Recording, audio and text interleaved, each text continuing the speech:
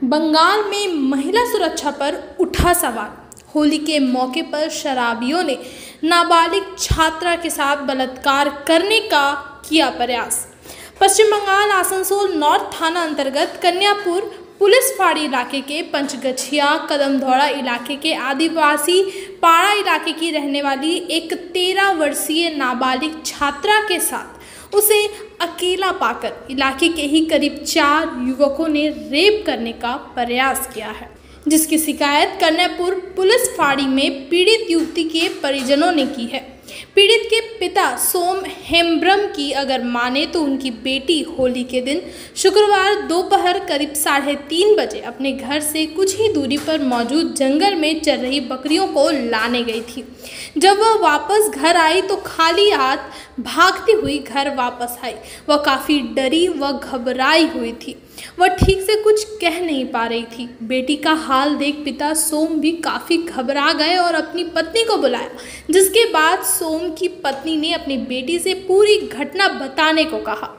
जिसके बाद पीड़ित बेटी ने कहा कि वह जब जंगल से अपनी बकरियों को वापस लाने गई थी तो जंगल में मधुमक्खियां अचानक से उड़ने लगी थी, जिनसे वह बचाकर जंगल में ही एक खाली पड़े मैदान की तरफ चली गई, जहां उसने देखा कि इलाके के रहने वाले 2 युवक जगन्नाथ रुईदास व बापी राय अपने 2 अन्य दोस्तों के साथ बैठकर शराब पी रहे थे, जिनकी नज़र भी नाबालिग छात्रा के ऊपर पड़ गई। जिसके बाद चारों युवकों ने नाबालिग को देखा, गंदी और भद्दी बातें करने लगे और नाबालिग युवती की तरफ उसको पकड़ने के लिए भागे और उन्होंने नाबालिग को दौड़ाकर पकड़ भी लिया और युवती के साथ अश्लील हरकत करने लगे। चारों युवक की हरकत को देख नाबालिग ने खुद को बचाने की पूरी कोशिश तो की, साथ में चीखने और चिल्लाने लगी। नाबालिग की आवाज़ सुन मौके पर इलाके के ही रहने वाले एक व्यक्ति दौड़ते हुए आने लगे। मौके पर व्यक्ति को आता देख नाबालिग के साथ गंदी हरकत कर रहे चारों युवक युवती को छोड़कर मौके से भाग निकले।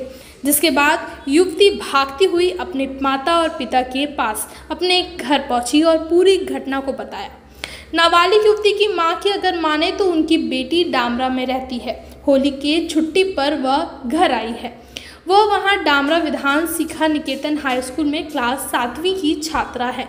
युवती की मां ने कहा कि वह अगर पहले जानती कि उसकी मासूम बेटी के साथ ऐसा होगा तो अपनी बेटी को कभी भी बकरी लाने के लिए नहीं भेजती। वह खुद को कभी माफ़ नहीं करेगी। पीड़िता की मां ने यह भी कहा कि बेटी के कहने पर वह आरोपी के घर गई थी उसे यह पूछने कि उसने ऐसा क्यों किया, पर आरोपी ने पुलिस बुला लिया और उल्टा दबाव बनाने लगा। इसके बाद उन्होंने पुलिस को पूरी घटना की जानकारी दी, जिसके बाद पुलिस ने उनके द्वारा की गई शिकायत को दर्ज किया और एक आरोपी को गिरफ्तार कर लिया, पर बाकी के 3 और आरोपी अब भी फरार है। पीड़िता की माता ने आरोपियों को जल्द से जल्द गिरफ्तार करने व उनको कड़ी से कड़ी सजा दिलवाने की मांग की है।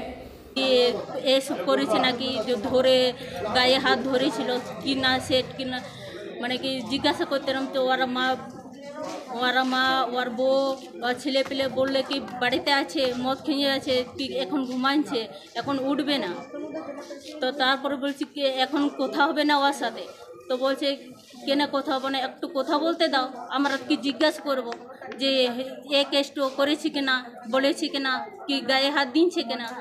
তো সেই জন্য ওদের দুয়ারে গিয়েছিলাম। তার ওর বড় ভাইটা আসলো তো বলছে না আমার ভাই তো না বন্ধুর বাড়িতে চলে গিয়েছে, তো ওর মা বলছে কি বাড়িতে আছে আর ওর দাদা বলছে বন্ধুর বাড়িতে গিয়েছে আর বাড়িতেই ছিল, তো বাড়ি থেকে বার করছিল না ওরা। তো ওরা ফিরে পুলিশ গেলাকে ডাকলো আর আমরা 3:30টা থেকে ওদের দুয়ারে দাঁড়াই আছি, মানে কি 7টা 8টা পর্যন্ত, তাও ওকে বার করলো না। যে কেন বার করলো না সে বলে দোষ করেছিল, সে বলে তো ওকে বার করলো না। কেন বার করবে না, যে মানে কি দোষ করেছিল সেই জন্য তো বার করতে চাইছিল না। তারপরে ওরা নিজের পুলিশ ডেকে পরে ফির পুলিশ বললো কি ঠিক আছে তোমরা বার করো কি এই কেসটা করেছি কিনা। সে বলছে না এখন বেরাবে না, এখন মদ খেয়ে ঘুমাই আছে। তো অত মদ খাওয়া হয়, চোখে মদ কিনছে না মুখে মদ কিনছিল যে আমার বিটিকে এমনি ধরবে। তারপরে পুলিশ, হ্যাঁ, তারপরে ওর পুলিশ সবাই চলে আসলো। তারপরে বড়বাবুকে বললাম, বড়বাবু একটু আমাদেরকে কথা বলতে দাও ওর সঙ্গে, যে হ্যাঁ এসব করেছি কিনা। তো ফির আমি কি ওর বড়বাবু কিছু বলছে না। তো আমি বড়বাবুকে স্মরণ করে হাত জোর পায়ে ধরলাম, ওকে বললাম তোমার বেটির সঙ্গে যদি হতো এইসব কথা, এইসব জিনিস হতো, তুমি কি করতে, তুমি কি বলতে, তোমার কি বিবেচনা নেই অল্প? যে আমি যে অতদিন থেকে মানে 10 মাস পেটে রেখেছিলাম, আমার কি বুক ফাটে না? তো সেই জন্যে ঠেলে পড়ে আমি ওদের গেটে মানে ডেঙ্গে পড়ে আমি ওদের বাড়িতে ঢুকেছিলাম। ঢুকে পড়ে আমি ওকে টেনে বার করেছি, মেরেছি, ধরেছি, মানে ভালো করে মেরেছি। আপনি কমপ্লেন করলেন? হ্যাঁ। কত ছেলে ছিল ওই? তখন তো একজনাই ছিল, তখন তো মানে কি ওরা বন্ধু গেলাতে ছিল না, শুধু একজনাই ছিল। বাকি সবগুলো পালিয়ে গেছে? বাকি সবগুলো তো মানে কি পালিয়ে গেছে, মানে কোথাকার ছিল সে তো আমি জানি না। কতজন ছিল? 4 জন ছিল, মানে পাড়ার একজনা ছিল আর বাইরে 3 জনা ছিল। সেই সব তো জানি না। আপনি কি চাইছেন এখন?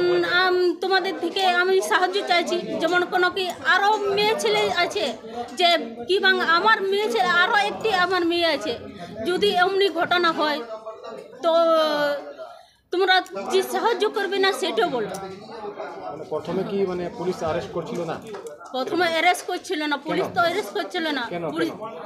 পুলিশ তো বাড়িতে গেটে তো দাঁড়াচ্ছিল, ওরা তো বলছে কি বার করবো না। কেন, মানে কিছু পার্টি করে নাকি ছেলে? তো সে তো জানি না, আমরা পার্টি করে না কি করে সে তো আমরা তো জানি না। আমরা তো অত সব পড়ালেখা নাই, আমরা তো গরিব মানুষ, আমরা তো পড়ালেখা জানি না। ছেলেটার নাম কি আছে? ছেলেটার নাম হচ্ছে জগন্নাথ। জগন্নাথ রুই দাস। হয়েছিল আমার মেয়ে ছাগল আনতে গিয়েছিল, দিয়ে 4 জন ছেলে ওরা মাঠে বসে মদ খাচ্ছিল, দিয়ে ওরা আমার মেয়ের ওপরে অত্যাচার করেছে, ছেড়খানি করেছে। আমার ওইটাই ইচ্ছা আছে কি ওদের 20 থেকে 20 সাজা দেওয়া হবে, কি দেওয়া যায় ওদেরকে। আপনার মেয়ের নাম? আমার মেয়ের নাম হলো আমার ঘরের মেয়ে, আমাদের মেয়ে। কিন্তু আপনি কমপ্লেন করেছেন? হ্যাঁ, আমি কমপ্লেন করেছি। প্রশাসনের পক্ষ থেকে কি পদক্ষেপ নেওয়া হয়েছে এখন পর্যন্ত? এখন থেকে প্রশাসনের পদক্ষেপ আমি কিছু বলতে পারছি না, কিন্তু আমার এতটাই উদাহরণ আছে ওই 4 জনের দ্রোহীকে মানে যেমন ওই শাস্তি পাক, বাস এতটাই আমার কথার বললাম। কোথায় হয়েছে এই কাণ্ডটা? এটা আমাদের কন্যাপুর। জায়গার নাম কি? জায়গার নাম পাঁচগেছিয়া কদমদাওড়া। এখানে হয়েছে জেলা আমাদের কন্যাপুর, মানে জেলায় আছে, কন্যাপুর জেলা। যে ওই জায়গাটার সামনে এই দুর্ঘটনাটা হয়েছে। আপনার নাম, আপনার পরিচয় একটু বলুন। আমার নাম সোম হেমব্রম, আমি পাঁচগেছিয়া গ্রাম আদিবাসী।